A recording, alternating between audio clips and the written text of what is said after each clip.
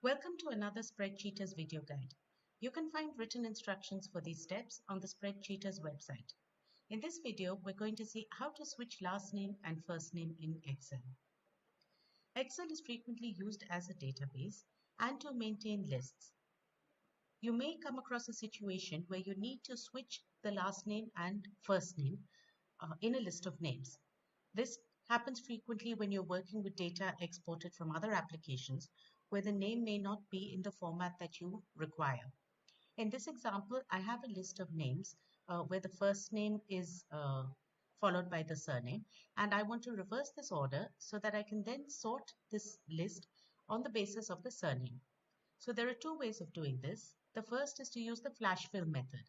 So for that, I need to first establish a pattern. So I type the surname, comma, and the first name and say enter. I then go on the home menu, expand the fill options and say flash fill. So what Excel does is it recognizes the pattern and populates the rest of the cells based on the other values in the column. I can then go to the flash fill options and say accept suggestions because this is correct. So this is fine if you just need to do this one time. It's more of a static method. If the name changes, you need to repeat this operation. I'm going to delete this and let's see how to create this with a formula. Now, if I create a formula for reversing the name, then even when the name changes, the reversal will be done automatically. So for this, before starting the formula, I'll just explain the approach. The first step will be to duplicate this name with a comma in between because I want the surname and a comma followed by the first name. So for that, I will use a concatenation operator, which is the ampersand. Then I'm going to join a comma and a space and again concatenate the text and say, so this is what I'm going to be working with, where I'm going to duplicate the name.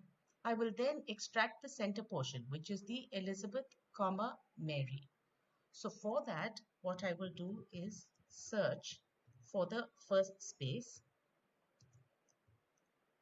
Within the text, I need the starting position of the surname plus 1 and say enter. Now, why I'm adding the plus 1 is the first letter has the first name is 4 letters and I'm adding a plus 1 when I find the space. I want to take the character following the space. So it's 4 letters, the space is the 5th character and the starting character is 6. And the last piece of information I need for the formula is the length to extract. Because starting from E, I want to extract all the characters right up to Y. So to get that, I can take the length of the original string because that is correct. Then I've got to add 1 to this because I've added a comma in between. So that length would be 15. So I'm going to now build a formula which takes this string. Then starting from the 6th character, it extracts 15 characters. So that's the center portion and it will give me the result. So let's see all these will be used as inputs to the mid function.